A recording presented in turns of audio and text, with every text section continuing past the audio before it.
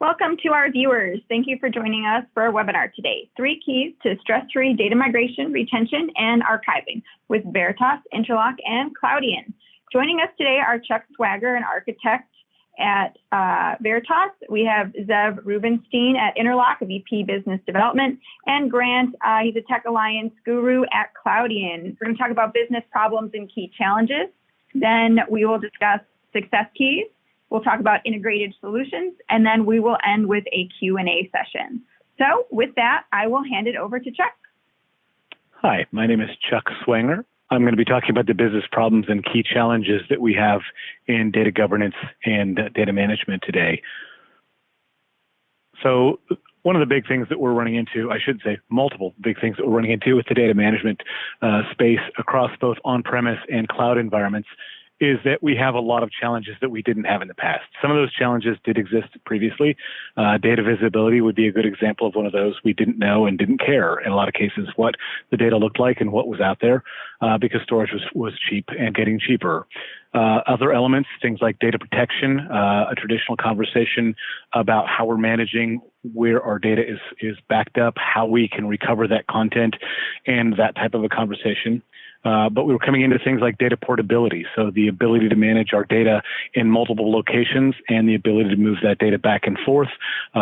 Just overall, the ability to use and have the data wherever it needs to be. Of course, that drives into things like storage optimization, so we're making sure that we're using the storage, whether it be cloud or on-premise, in the most efficient manner possible. Storage migration is a conversation that we get to as we're talking about moving data in a more permanent fashion from one place to another. Maybe that's an on-premise platform into a cloud platform or cloud to cloud, depending on what you have a need for. But generally, that is something that happens from time to time as we're moving through our data management of data in a traditional sense and in today's sense. Business continuity, of course, is the conversation having to do with our ability to always have access to that data, regardless of what components in our infrastructure or our cloud environment go down or are not available to us, because downtime is always a possibility with the platforms that we're dealing with. Compliance readiness, then, is something that falls out of all of this. The ability to get to my data, to understand what's there, understand where it is, and be able to produce that content for either internal people to use that or to make it available for someone that is demanding, say in a legal or a privacy kind of a situation. So the things that we're running into from a compliance perspective, of course, number one, I would think of it as the law. So the regulations that are surrounding us are newer. We have new things, more things come out every day. We have things like GDPR, which is the General Data Protection Regulation. We have the California Consumer Privacy Act that has just come into play this year. And we have the traditional things as well, things like SEC and FINRA requirements, FERC and NERC, and many other, over 800 different legal requirements that we have across the globe and counting. But we drive into what those requirements and rules require of us, and a lot of those require some visibility to what we're doing, require reporting in some cases. They definitely operate within a governance standard framework, so we have to do things in a way that everyone is doing things. We can't invent new ways to do things and expect that the legal framework will allow us to get away with that. And those regulations don't always end up being incredibly tight, prescriptive about what we need to do, but they're prescriptive about what they want from us in terms of the content back. How we get there can be up to us, but it makes sense to use ways to do things that are somewhat standard and that are deployable on a regular basis and that I can manage very simply. And that comes back all the way around the cloud here to policies and transparency. So I have policies, so that is methodologies and ways I do things. And transparency means that I can easily show what I did and who did those things. So these are the things that we're driving towards when we're applying compliance conversation to the management of data in our infrastructure. So I'll take that, Chuck. It's Grant Jacobson. Let's cover some additional challenges here that are all conspiring against the companies who need to protect the data, to make sure they're in compliance, as Chuck was saying. And a key piece of that is the data storage infrastructure itself. Certainly, that archive is growing in size and volume. the need to keep that across more than one location even.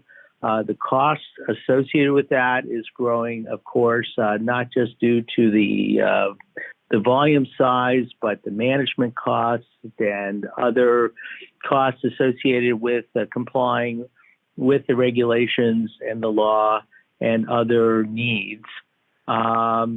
There's also security as well that needs to be taken into account. And while you're doing all of that, as Chuck was saying, people need the visibility to that data, access to the information, important, and not just access, but having that in a timely way.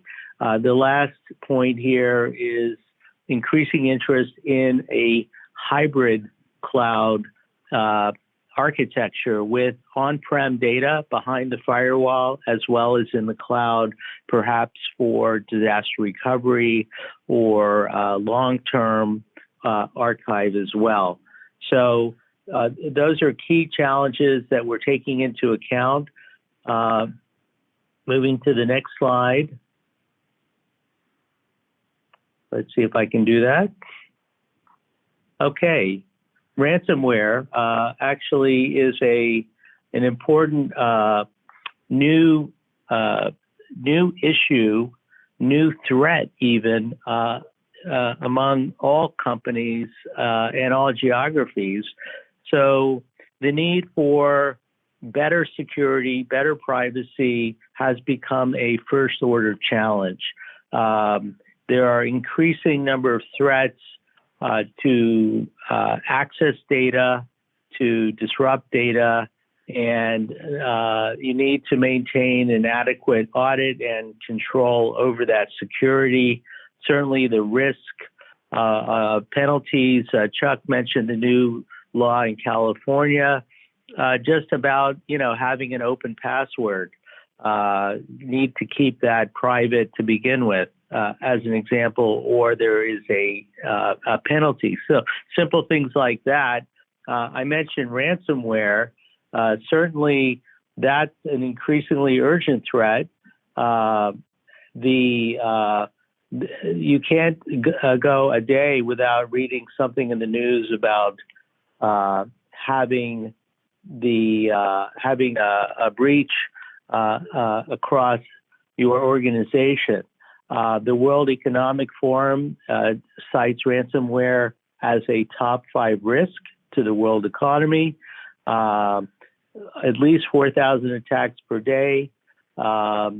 Many companies pay the ransom to get their data back, even though they don't report that. A bit embarrassing. And it's a huge cost. So the cost of not protecting data or protecting the archive, which is required for retention, whether you're healthcare or financial services or just in any other area, the cost of that is just huge. So every day that's not protected is a risk that is unacceptable. So keys to success, taking into account all of those challenges, the business problems, what do you do? And we're going to go through several of these keys for success here, addressing each and every one of those. So I'm going to turn it back to Chuck, and he'll talk about the first ones. Thank you, Grant. So some of the keys that we're looking at, things that we need to have in order to be successful at all of these initiatives, include things like centralized policy-based control. Wherever we can centralize management of the environment, we're better off. We're looking at automation around all of that policy. We need to be able to manage where the policy is needed and from an end-to-end perspective. From a perspective of data movement, we need to understand what data is moved when and where. Whether that's an archive operation, whether that's a data movement, or what we think of in the legal space as a collection conversation, all of those elements require policy-based control and management. We also are dealing with multiple content types, often on different platforms. So We can be looking at things from a perspective of cloud. Again, we talk about the hybrid model, cloud to cloud, and we look at on-premise into cloud and on-premise to on-premise, all of those types of things across various content types. We need to manage those from a central place. We need to be able to classify that content in a policy-based way, so it's consistent all the way across the board, and manage retention, again, in storage types and various locations. So how we're managing that, things like the SEC requiring a 17A4 worm type storage, things like that. Those are all things that need to be policy-based and managed. And last, of course, on this slide, we're talking about the migration of content into cloud. So if I can do that from one place, have that enmeshed as part of my overall data governance policy management model, then that's going to work better in my favor. It's going to make things easier, more consistent, and more transparent at the end of the day. One of the additional things that I mentioned on the previous slide that is important to us is being able to understand content at a deeper level, and this is where classification comes into play. So policy and pattern-based classification is referring to things like building a complex policy to recognize certain conditions in documents or certain content in documents and set thresholds based on patterns that recognize these certain specific elements, things like PII that aggregate into, say, a GDPR recognition pattern. Those types of things being consistent, again, across all of the data sets that we're looking at, all of the platforms we're coming off of, whether it's email content or whether it's content coming out of Teams or content coming off of a file share on-premise or something coming out of OneDrive. We want to know what that content looks like in a way that we aren't translating the classification of that content or the state of that content from platform to platform. So again, we come back to policy-based, shared all the way across the environment. Another important part of classification is while we have certain things and other products have certain things that they do in terms of classification, whether it's policy-based or pattern-based or other types of models, we need to have the ability to extend that so that the user, the customer, the platform itself can be extended in order for different rules, different policies, and different patterns to be able to be created in their environment. So if I don't have what you want, then you can create that very simply and something that applies again to the entire environment. Other things that come into play with classification space include things like language detection, multiple language occurrences in a single document or element, keyword search as part of classifications. I can look for specific things while I'm classifying, being able to match document types, so learning effectively what different classes of documents look like so I can tag those documents in the classification process. And then, of course, having the ability, as I'm doing all of this, to drive a confidence-based disposition of that content. So before anything actually occurs with the data, I have the ability to tune and tweak my confidence level on the policies that we've put together. So other success keys involve managing the data, and we want to look at things on an intelligent fashion, which means we know more about the data, the internal workings of what we're looking at, and that we are able to take that intelligence and apply it so that we can have policies in place that allow us to do things in a proactive kind of a fashion. That means that we're looking at the metadata, the outside of the data, where the data is stored, and we understand how old the data is. So we're able to identify content that we think of as rot, redundant, obsolete, and trivial content. We need to know what the risk level of data is. So on the other end of the scale, perhaps, from the redundant, obsolete, and trivial is data that is important to us. So the keys to the kingdom, the crown jewels, the intellectual property, however you refer to that. I need to know what is important, but I also need to know that's a scale all the way from the lowest level, the rot data or the old and stale data, all the way up to the most important, most valuable, and most used. We also need to understand who accesses that data. Understand what's normal, so establishing baselines, that type of thing. And it's very important at the end of the day to be able to understand with all of that information that we've gathered how we can take action on data, whether it's older data, whether it's important data, whether we want to apply higher levels of security because we understand that content is very important and it's sitting somewhere where maybe we don't want it to be. And an important thing about all of this is that we need to be able to manage it across our on-premise and our cloud solutions regardless of where they are. Another important element that comes out of this conversation that I mentioned previously, we need to have the ability to get useful access to our data in a timely fashion. So the first piece there is we want to have an index. We want to understand, so classification we can think of as a metadata index if you think of it that way. So I've identified things that are important to me and I'm going to classify those elements and mark that data so that I understand what it looks like from a classification perspective. The next step is full text index, which I might not apply to everything, but I want to apply that certainly to all of the things that I've decided to take action on, whether I'm going to move that content, whether I'm going to archive that content. That provides the ability for me to have visibility to that data, whether I'm a user that owned the data as it was being archived and or moved, or whether I'm somebody that's in HR or my legal department and I'm doing discovery searches or investigatory searches. And one of the pieces that folds into this is the ability to automatically capture the text out of graphic images. So optical character recognition, OCR, being able to look at that is going to provide extra value. So I don't have things hiding there that I didn't know were there.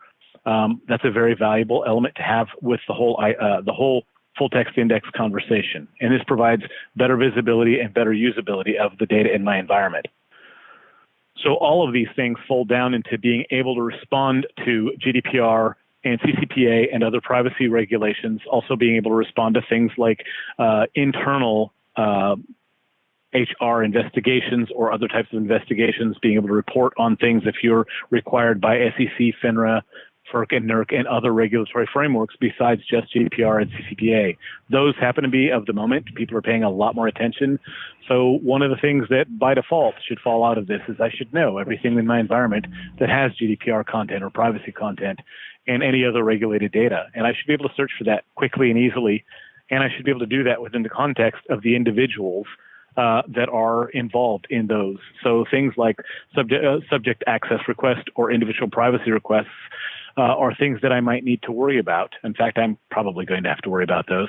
But the ability then to respond to those with the data sets and the ability to go ahead and respond to a forget me requirement. So if I'm required to get rid of the content that has to do with a specific user or individual, but I have the ability to do that. And it's something that we refer to as a privileged leak conversation. Hi, this is Zev Rubenstein with Interlock Technology. And, Chuck and Grant both talk about the issue of migration. And very often you get to the point where you have to do some sort of data migration. And in a complex environment with multiple applications and vendors, you want to make sure that your migration, whatever it is, has the least impact on your environment as possible. So you want that migration to be non-intrusive. The other thing is, part of what you're doing when you do restructure your environment is your goal is to improve your business. You want to get to that return on investment as quickly as possible. So a high-speed migration might sound like it's a nice thing to have, but at the end of the day, if you've got lots of data, you'd like to be able to complete that migration in a few months, not a few years. We talked a lot about metadata and indexes in this discussion today. And a key thing you want to be able to do if you're migrating data from point A to point B is not have to re-index the data, not have to create that metadata all over again. So you want to make sure that if you're doing a migration, that nothing's lost in translation, that you're able to preserve that metadata and not have to reinvent it all over again, because that will be intrusive. Finally, along these lines of the regulations that are involved, you want to make sure that if you're doing a cross-platform migration with your data, that you have an audit trail, because otherwise all those people, all those regulators, they're going to be all over you to make sure that nothing got lost going from point A to point B.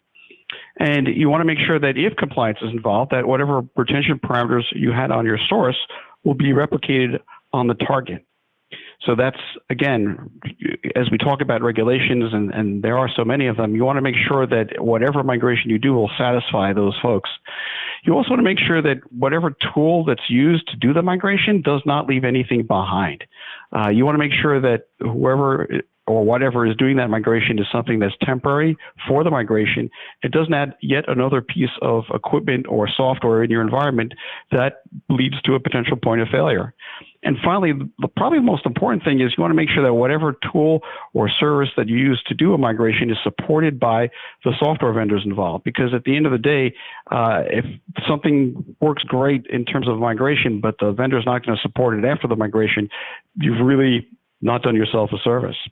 And talking about storage, let's pass it back to Grant to talk about some of the storage issues. Thanks, Zev. Yeah, there's certainly success keys relative to storage level management, including being sure that when you have multiple locations, including public cloud for that matter, that's all managed in a consistent and common way.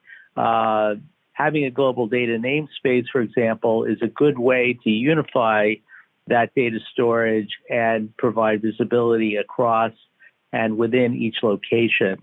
That's important in a real-time way, and you want to be sure that's there in case there needs to be any sort of recovery associated with that. My colleagues, Zev and Chuck, both talked about metadata with respect to indexing and other needs. With an object storage platform, metadata is a key piece of that. That's important for that data visibility, for analytics, for that insight. And you have the data itself, but then you have the metadata level that is excellent for management.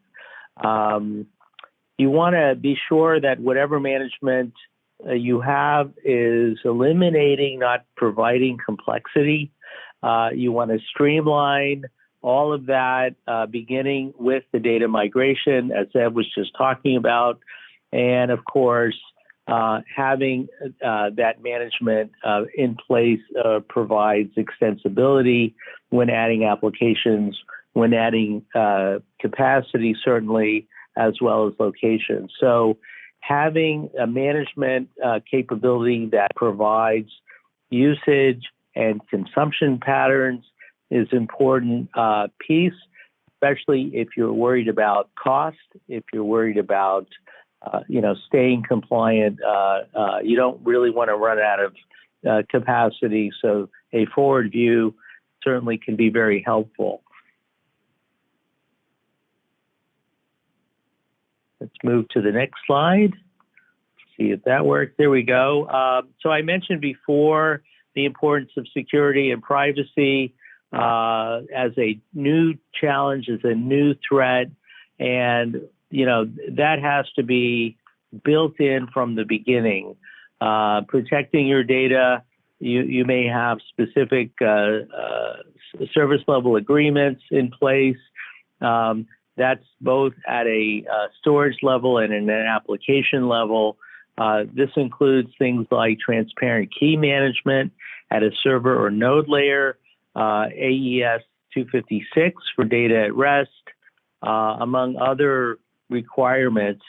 Make sure that is there, as well as at a system level. We can point to new things that Chuck mentioned, the SEC rule 17A4. There are FINRA rules if you're in financial services, among others, and even having a hardened storage capability that, again, is taken into account for your strategy, including a secure shell, integrated firewall, access controls, that sort of thing. Very important and actually hard. It used to be optional, and it's actually hard to get around these days. Finally, with respect to data protection, again, at a storage level, this really needs to cover all locations, including cloud. This needs to scale as you add capacity and add data. Data protection at a virtual, physical, or cloud-based application and workloads, not just part of that. So it's really good to have all of that there. You can do that pre-configured, do that at a bucket level if we're talking about object storage here. Chuck talked a little bit about policy-based management and control. That's true as well for the storage level data protection. Having the ability even to set data durability levels, this really is about making sure there's no data loss. If a node goes down or a site goes down, having things like erasure coding, replication per cluster, per location, having the ability to set those storage level policies at a bucket level is very valuable. So let me move on to the next slide. This is really about, okay, we've described the problem, we've described the challenge and requirements, we've outlined these key success factors. What is the integrated solution that will allow you to actually update and modernize your enterprise retention and archive? So for that, let me turn it back to Chuck to talk about Veritas Enterprise Vault Suite. Thank you very much. So the Enterprise Vault Suite incorporates a data movement archiving platform. There are a number of components here, and this is a packaging of several different things in the Enterprise Vault space from Veritas. So what we're looking at from a perspective of objective here is being able to gain visibility to our data. We mentioned the ability to understand what our data looks like. If we don't know what our data looks like, where it is, and all the other aspects we mentioned about it, we have no way to understand what to do with it. And that means that we need to understand what the risk that we have associated with our data looks like as well. That allows us to tune what's happening in terms of where we store data, in terms of how we protect data, and how we, in terms of the security we apply. All of those elements are things that we want to understand with the platform. By having this visibility and understanding what our data looks like, then we can begin to take action and execute decisions both at scale and with accuracy that we weren't able to do before. The thing that we've noticed over the years is that as we have stored content and managed content from a governance perspective from a lot of our clients, they haven't wanted to push the button in a lot of cases that allowed them to do things like deleting older data. And so the data accumulates. Now we look at people moving data more and more into various cloud repositories. Sometimes it has to be in multiple cloud repositories for different business purposes. And so the cost increases. If I'm moving data that's junk, that's old, that's trivial, that's obsolete, rot, whatever you want to call it, stale, I'm spending dollars that increase now every month instead of going down, because we're not looking at the idea of storage being cheaper. We're looking at cloud technologies, and we're looking at advanced technologies that are providing us more tools, more capabilities. And that means I need to be more precise about how I'm using that storage. So we want to be able to, in other words, assume control and manage the governance of those platforms tightly and precisely. So with that in mind, we're looking at things with like Enterprise Vault and our data insight tool set is part of this, the EV suite. The things we're working to do are what we'll think of as collecting or archiving content of various types, email, files, chat, social media content, things coming from a variety of different platforms. So again, we come back to that whole index it, classify it, realize more of the value with the OCR components. But as we're managing it, we're paying attention to what we've pulled in from all these platforms. So the idea of deduplicating content and managing it for retention and then being able to expire at the end of a policy are all things that add value to that conversation. And we want to automate that, again, policy management across the board. So it's not anymore a sense of an individual making a decision today, I need to delete this small set of data. Instead, it's a set of policies that say that when these types of data reach these ages or a number of instances of those types of data, then we expire them or we move them somewhere else. And then at some point in time, the idea of expiration of that content needs to be part of our conversation. So we provide that capability within the Enterprise Vault space and using the data insight tool to get the information about the information, so to speak, and allow us to more precisely understand what we're dealing with. Once we have all of those pieces in place, then our investigation and response elements become a lot more powerful. And this goes back to things like legal hold operations, being able to make sure that the data is retained if it needs to be retained, users being able to search their own content, people that are investigating content and that are monitoring and supervising content, being able to have access to that content, having the right interfaces to be able to see what the data looks like and be able to take action on it. And all of that needs to be transparent so that I can audit the process and then be able to export the content and export the transparency of the audit components therein. So the first component here we talk about is in the Enterprise Vault space is Enterprise Vault for messaging governance. So you see a lot of things on the left-hand side. We see things like Office 365, email, Skype for Business, SharePoint Online repositories, Teams, Exchange physical plants, and even IBM Notes, LinkedIn, and Twitter, to name a few. Obviously, there are hundreds and hundreds of different messaging platforms out there that could be part of this conversation, but we pull that into one place. We allow consistent indexing, I should say facilitate consistent indexing, again, back to the mantra that I've been kind of going through the whole time, allowing me to have visibility to more of my content in a faster way and be able to do things like protect it with immutable copies and, again, managing the retention and deletion of that content. That allows me to have a consistent place for the content to live for user access and for compliance supervision. So that's the tool called Compliance Accelerator. So Enterprise Vault is the archive. Compliance Accelerator is the tool that's letting me doing day-to-day supervision. Normally that's involving people that are in a regulatory kind of a stance. It's also used for human resources and other internal policy management so that I can continue to monitor what kinds of things people are saying and doing with their email, and I can take action on those processes. The other element, which is, of course, the thing that all kind of stands out in this, is the idea of being able to discover from a legal and regulatory sense, the archive discovery tool. So being able to collect, analyze, review, and export that content, and being able to export content for, in this case, we're showing a subject access request that could easily be a legal case or an IPR, which is more related to the California consumer privacy space. And then at the end of the day, we can also give you the ability to do a privilege delete against content that individuals have demanded when they've asked for a forget me, kind of an act on the content that you've collected in that sense. So the next element we go to from messaging is really thinking about what's on our file shares. We talked about that a lot in the previous slides.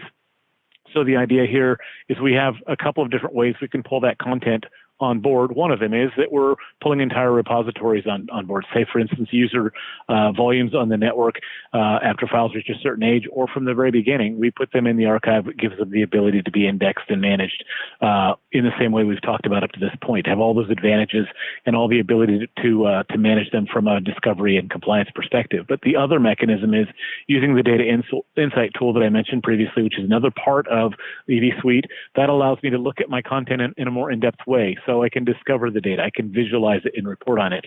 I can look at user access, I can see patterns and discover anomalies for insider threat situations, or just in general things that are happening that we didn't expect or things that are normal.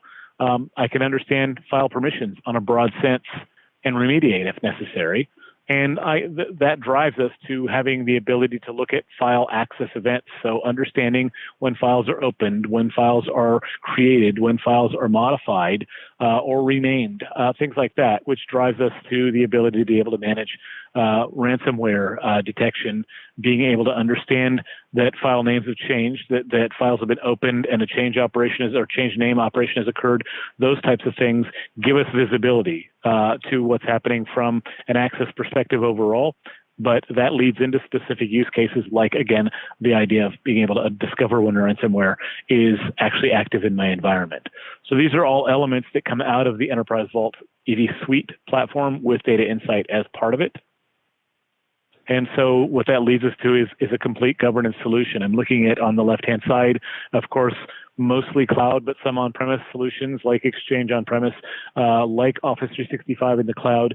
So email and messaging platforms, Teams, and Skype for Business, and dozens of other platforms that the icons didn't quite fit in the space. Being able to manage that content. On the other side, then my file data that I have, whether it's on-premise or in a variety of cloud repositories. And that gives me the ability to, again, policy manage and end-to-end manage the data that's in my environment for complete governance.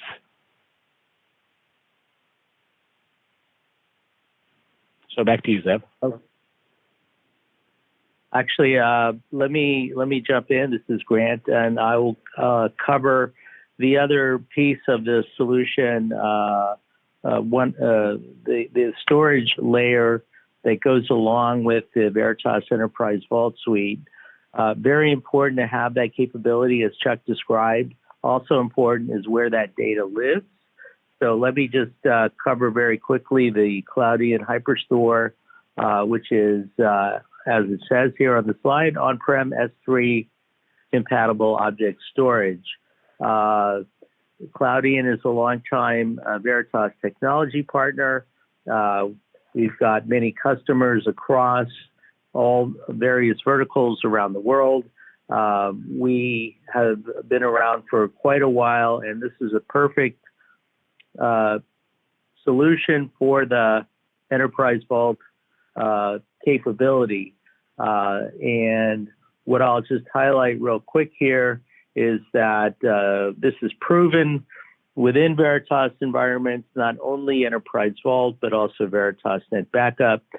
This is a certified solution from Veritas and is a great, highly scalable platform for all of your data, including regulatory data, the email data, the other kinds of data that Enterprise Vault is governing here. This is an on-prem solution, as I mentioned, as well as a multi-cloud solution with respect to being able to tier and replicate across locations. Very important is the cost associated with that, about 2/3 less than public cloud. Scalability is important. The architecture works as you add data or you protect more data. You need to retain more data, again, across locations. This is really limitless scalability. As you add nodes, the performance also grows. We've got customers with multi-petabyte deployment across that. This really is quite simple. We were talking about the success key around management. This is simple to manage, simple to deploy. It's a single namespace across all these locations, so it does provide that visibility and analytics across all the data. Various options with respect to adding nodes from a 96 terabyte node to a 1.5 petabyte node in 4U. Or if you have your own cluster, we also provide just a software-only solution for that. Here is a view of the various types of deployment. So again, as you set up your policies, as you set up Enterprise Vault in terms of where you're protecting that data, of course, as an example, in many geographies, you have to keep the data local. You have to keep the data in country. So this works perfectly fine from a distributed architecture point of view. If you have a cloud included, a public cloud location or multiple public cloud locations, it all just works in a seamless way. So just to finish on the Cloudian HyperStore story, just a few things to highlight. I mentioned the metadata. This is quite important for integrated search and analytics. There's custom metadata tagging here, so you can actually add your own metadata tags kind of in an extensible way, really without restriction. And I'll also mention the storage policies, again, around enterprise erasure coding or replication or a combination that actually helps ensure that data durability as well as keeping that cost down. So moving to the next slide, let me introduce Interlock technology, and that's for you, Zev. Yes, thank you. So Interlock, just to give you a little bit of background about us, because we're not as famous as Veritas and Cloudian, we're a full-service, high-speed data migration company. So we help customers get to their goals faster and safely. And we've talked a lot about chain of custody and regulations. We provide a full chain of custody for all of our migrations. And we do what we call intelligent data migration, from whatever source, NAS, object, or content addressable storage, to NAS or object storage. And as I mentioned, one of the keys to success, you want to make sure that you're going to be supported after the migration by the software vendor, and we're fully supported by dozens of software vendors. And we've done hundreds of migrations for hundreds of customers since 2008. And what I'll talk about further is we have an exclusive storage layer integration with Enterprise Vault. We're also a Veritas technology partner, and we have an exclusive integration that's certified by Veritas at the storage layer with the Streamer API. And just to talk a little bit more about the Streamer API, the way that Veritas Enterprise Vault talks to object storage is through the Veritas Streamer interface. And so Cloudian supports the Streamer API, and so do we. What differentiates us from all the other folks doing any sort of Enterprise Vault migration is that they have to use the application layer API. We operate at the storage layer, and that gives us lots of benefits. And those benefits include no impact on production during the migration. Because other folks are using an application layer API, they're basically using Enterprise Vault to do all the heavy lifting. And since they have to do all the heavy lifting with Enterprise Vault, they, in some cases, actually have to roll in additional Enterprise Vault servers during the migration in order to handle that load. We don't have that issue. Customers don't see us doing anything impacting their end users while we're doing the migration. Another big benefit is we're 10 to 30 times faster. We can migrate in weeks instead of years. And that's a big thing. If you want to get to your new return on investment with your new environment, we're the people that can get you there the fastest. And this is clearly going to be important if you've got years and years worth of email that you've got to migrate, and other content as well, because if you've got billions of objects, that literally will take years with alternative solutions.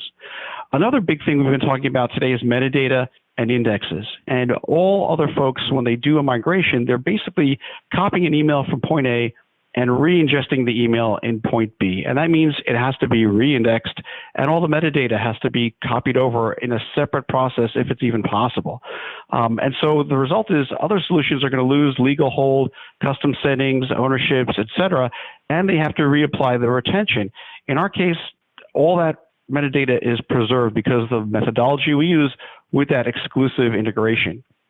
In addition, things like mailbox shortcuts and the Vault cache are preserved the way we do our migration. That is not going to happen with other alternatives.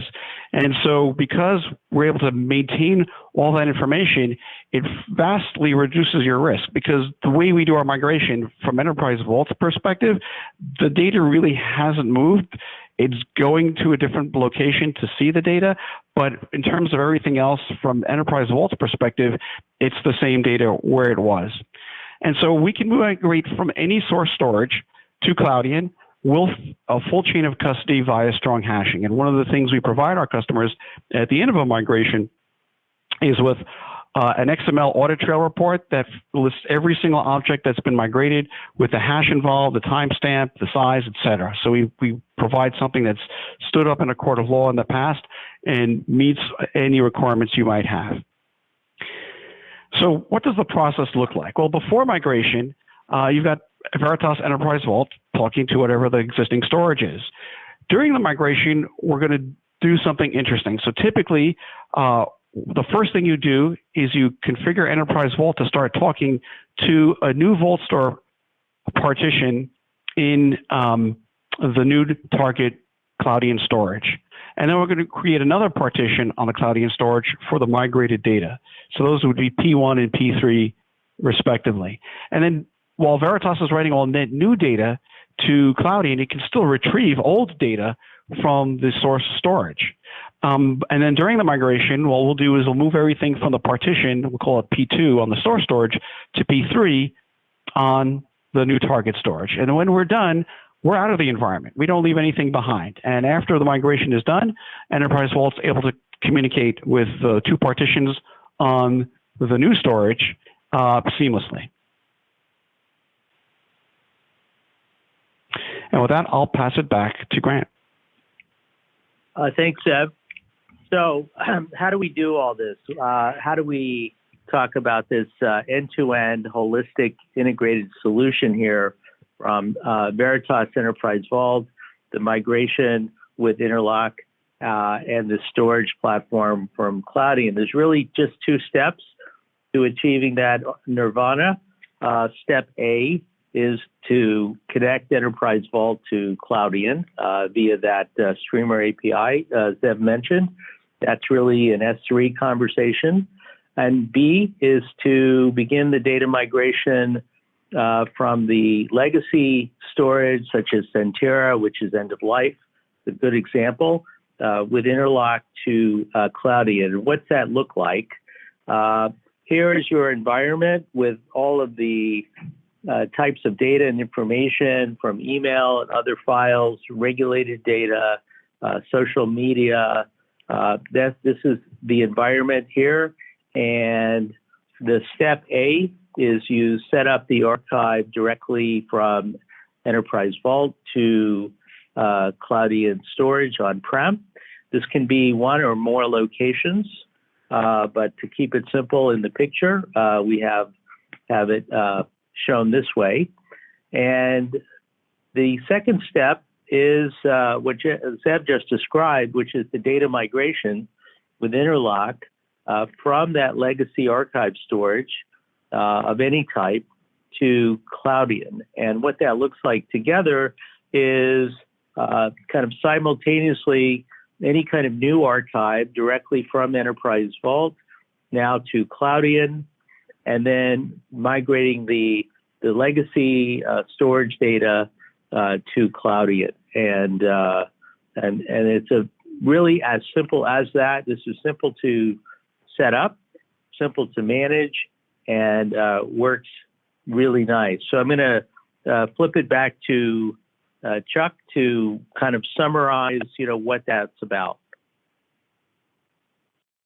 So what we're looking at from a perspective of Enterprise Vault overall is the management of various types of files, the email, the file content itself off of the different volumes, voice messaging content as an example, call logs, social media content, any regulated data, which is typically going to be email content, but can fall into file content as well. Journal records, which are typically coming from your email environment, often Office 365. We can pull that content straight in from that environment as well. The ability to manage from a legal discovery perspective, an HR investigation perspective, and then to be able to respond to things like privacy law. There are hundreds of privacy law elements that are out there in the world today, and that impact us here in the States as well. GDPR and CCPA tend to be the ones that we're focusing on right now. Realize that 13 states will have something in place by the end of this year as well, so that makes 15 that we have to worry about being in the United States and dealing with Europe. And then being able to handle all of the requirements from a compliance, legal, IT, human resources, and then user need to access that content. So all of these elements are effectively the things that we bring to the table with Enterprise Vault and working with Cloudian to store the content.